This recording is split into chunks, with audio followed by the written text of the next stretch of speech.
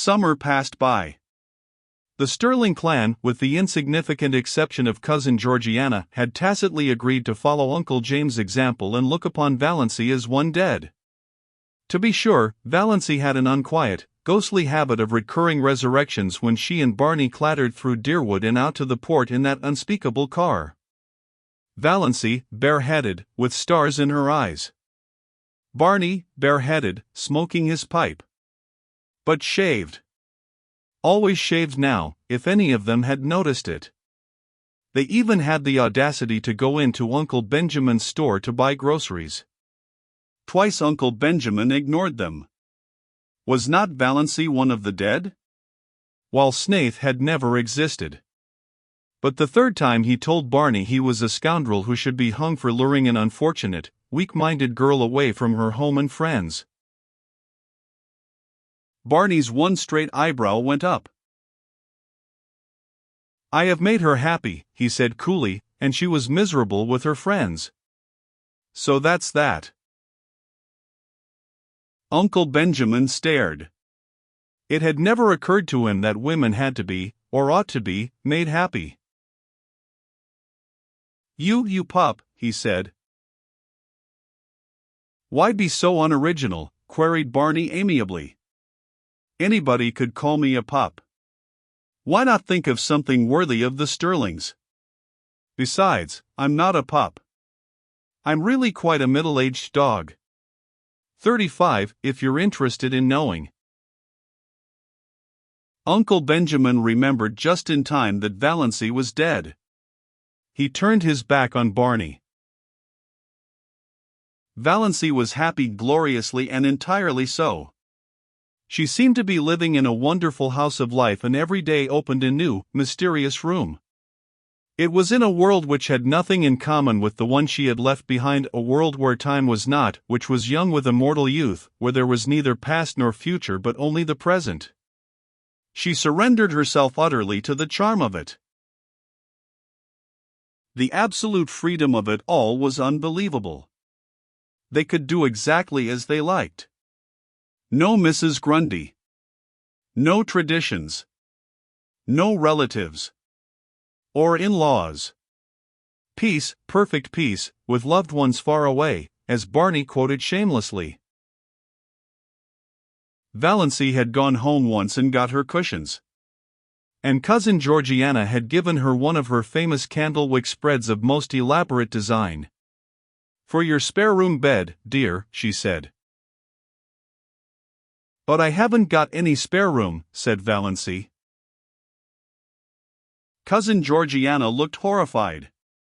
A house without a spare room was monstrous to her. "But it's a lovely spread," said Valancy, with a kiss, "and I'm so glad to have it. I'll put it on my own bed. Barney's old patchwork quilt is getting ragged." "I don't see how you can be contented to live up back," sighed cousin Georgiana. "It's so out of the world." "Contented?" Valancy laughed. What was the use of trying to explain to cousin Georgiana?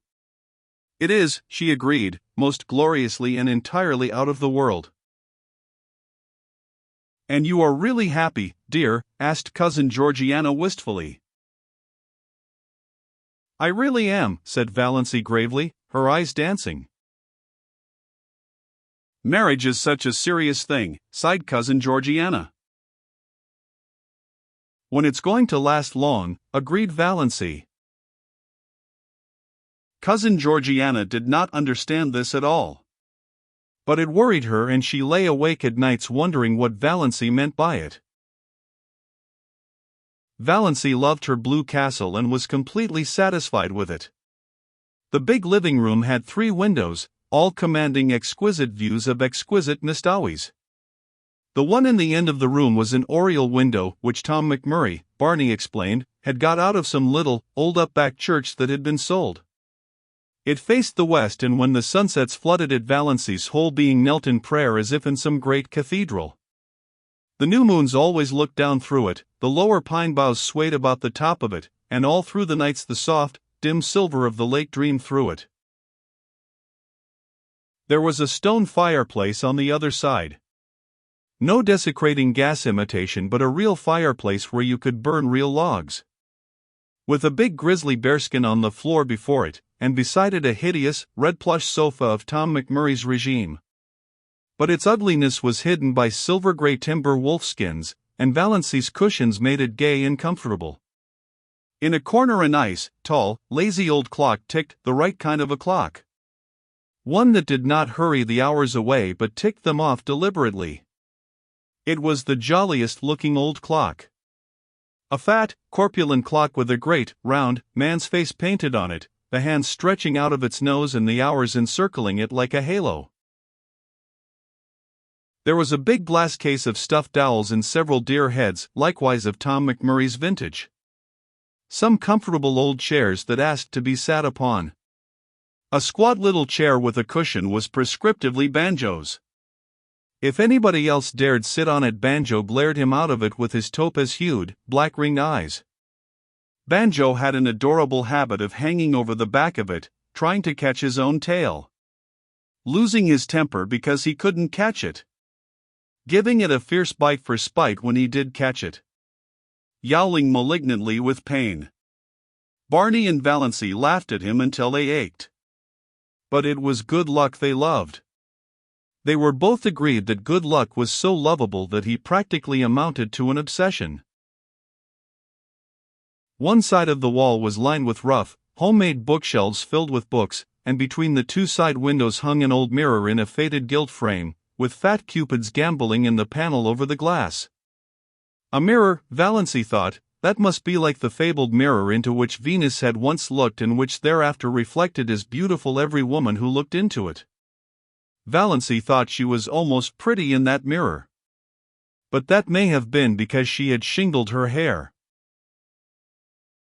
This was before the day of bobs and was regarded as a wild, unheard-of proceeding unless you had typhoid. When Mrs. Frederick heard of it, she almost decided to erase Valency's name from the family Bible. Barney cut the hair square off at the back of Valency's neck, bringing it down in a short black fringe over her forehead.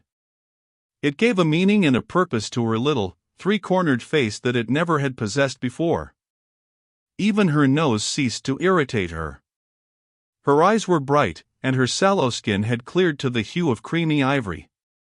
The old family joke had come true, she was really fat at last anyway, no longer skinny. Valency might never be beautiful, but she was of the type that looks its best in the woods, elfin, mocking, alluring. Her heart bothered her very little. When an attack threatened, she was generally able to head it off with Dr. Trent's prescription. The only bad one she had was one night when she was temporarily out of medicine. And it was a bad one. For the time being, Valency realized keenly that death was actually waiting to pounce on her any moment. But the rest of the time she did not let herself remember it at all.